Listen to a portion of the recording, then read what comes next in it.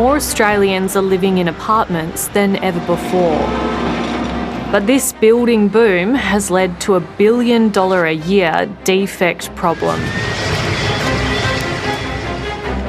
The risk of purchasing an apartment with defects is still very high across Australia.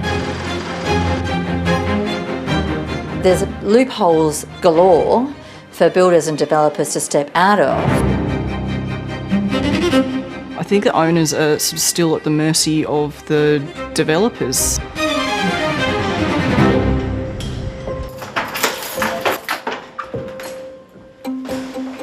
This is my dream home. This is what I bought. Okay, so I'll just sweep the lantern floors. This isn't quite how Tamara Railton Stewart thought her dream would play out when she bought off the plan in 2014. The owners allege the apartment was riddled with defects and has only just been made habitable. Do we need to clean the mirrors at all, babe? Tamara says the first warning signs emerged the day she got the keys. My front door didn't even lock. But that was just the beginning. 6 weeks later, we had a substantial flood in our bedroom. It was water running through the bedroom, and that was because they had just not connected a drain pipe in the roof. There was a hole with no drain pipe connected. Directly above you was where the mould was terrible. And this was our bedroom, where our little girl slept for the first 6 months of her life. She was here, and our bed was here. The apartment was full of mould. Tamara's daughter developed asthma, aged 2. You could clearly see there was mould everywhere. The mould inspector had said that the moment he walked into our apartment, he could tell that there was high levels of mould. A 2020 report by the state regulator Cladding Safety Victoria found there were problems throughout the building, including visible mould, combustible EPS cladding and flammable pink foam.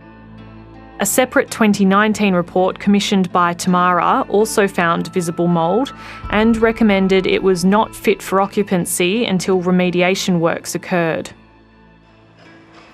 Tamara and the other owners in the apartment complex are suing Shangri-La Construction in the Victorian Civil and Administrative Tribunal, or VCAT.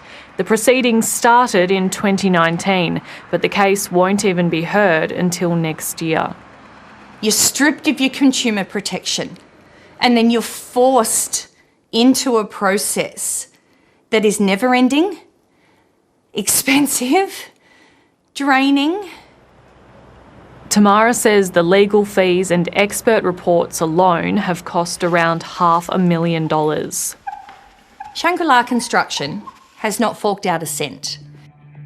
In a statement, Shangri-La Construction said it takes any allegations of defects very seriously. However, it is not appropriate to discuss the matter in the media because the allegations are before VCAT and the allocation of responsibility is in contention. Oh, you're going to start with the balloon? Yeah. Tamara can't sell until the VCAT action is settled, so she's had to move into a rental, adding to the financial burden. To avoid bankruptcy, Tamara's had to rely on her parents' superannuation.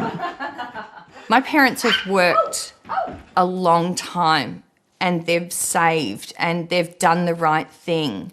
I wish this was, a one-off, but I receive calls on a daily basis from people saying, I've got defects and my developer or builder doesn't want to actually address it. Government's turned their back on me.